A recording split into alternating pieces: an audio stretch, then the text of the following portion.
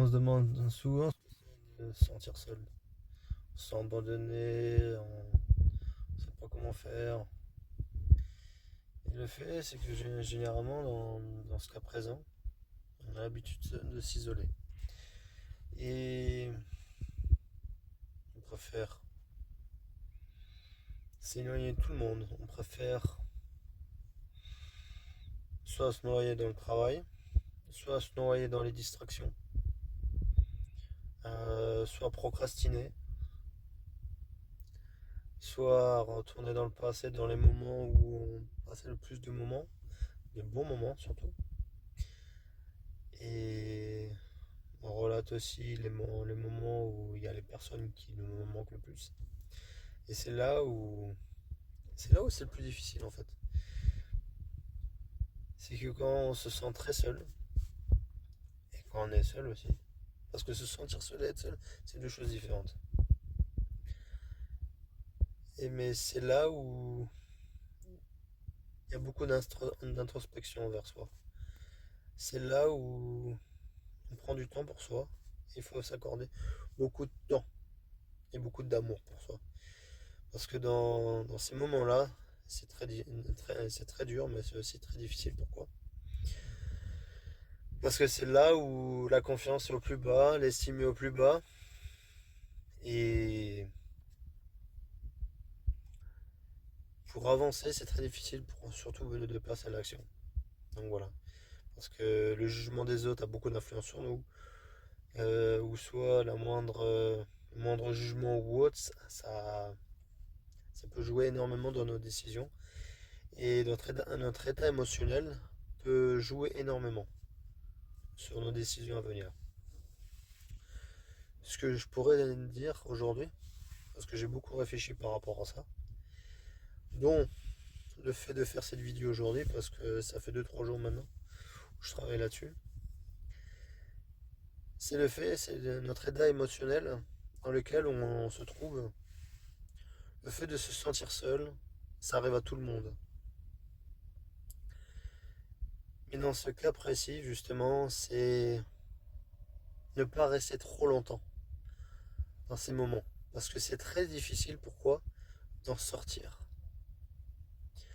Parce que le fait, c'est plus on va attendre de sortir de cet état émotionnel souvent négatif.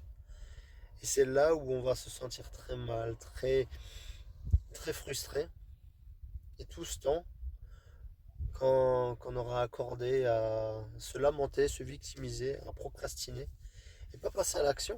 Que ça soit faire une activité physique, ou soit faire un projet auquel on tient, ou soit tout naturellement à passer du temps avec une personne à qui on tient. Et c'est ça qui fait énormément. Ou ce que je dirais tout simplement, c'est que notre état émotionnel, justement, c'est prendre ça, prendre conscience qu'il y a des moments où on ne peut pas être au top. Constamment, on ne peut pas être au top, c'est impossible. Et je dis bien le verbe impossible, c'est pas un verbe, mais le impossible. Parce qu'il y a des moments où on est au top de notre forme, il y a des moments où on est plus bas. Et c'est des moments où on est au plus bas que là, on va pouvoir progresser. Et c'est là où on va pouvoir rebondir. Mais ce laps de temps où on sera en bas, il ne faut pas trop attendre. Parce que plus on attendra, effectivement, le fait d'attendre, ça va nous permettre de prendre conscience, prendre du recul sur certaines choses. Mais parfois, ça mérite de passer à l'action sur certaines choses, de prendre plus de recul, de, de voir un angle différent. Et justement, parfois, de penser à autre chose, d'avoir un autre angle, de prendre plus de recul, d'avoir un autre angle de vue, parfois. Ça peut nous permettre de se sentir moins seul surtout et de profiter plus de moments positifs que d'être plus seul et mais plus agréable que dans un état auquel on a l'habitude de passer ces moments-là dans la distraction ou à procrastiner ou tout simplement à passer ce moment-là à être devant les réseaux sociaux, à être spectateur de notre vie ou à être devant les distractions comme les films, les séries ou autres. Donc voilà.